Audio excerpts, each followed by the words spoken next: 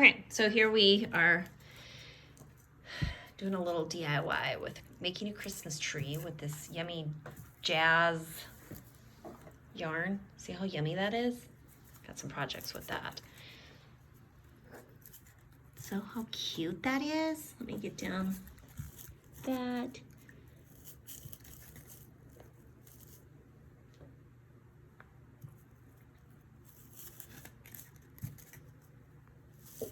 So now the question is, once we get to the top, is how that's going to end and what we're going to put on the top of the tree. I do know that we're going to string some twinkle lights around this because I think everything needs twinkle lights. And so you can see that she's tucking the top under the next loop. I'm gonna, here, I can do something to help. We'll just unwind that because it keeps winding it. You could probably figure out what the pre-measurement is or how many feet of this stuff you need and pre-cut it. Then you wouldn't have this issue, but anywho, almost there. So cute. It is so cute. I mean, any bigger, thicker, poofier yarn's gonna give you, it's all gonna look a little bit different, you know, but really cute versus a thin yarn.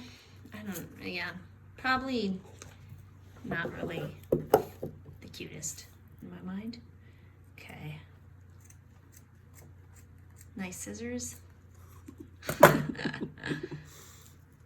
Okay, so do we know what the top's gonna be? We're gonna put a star on it or something. Oh, okay. Do we have one? Oh, we do. We have Pom-poms. The pom-pom star. oh, the pom-pom star. We'll just hot glue that in there. Hot glue that in there. So cute. Yeah, and some twinkle lights. And if you had like a set of 3 of those, I think the top needs to be a little tighter. Tighter. Yeah.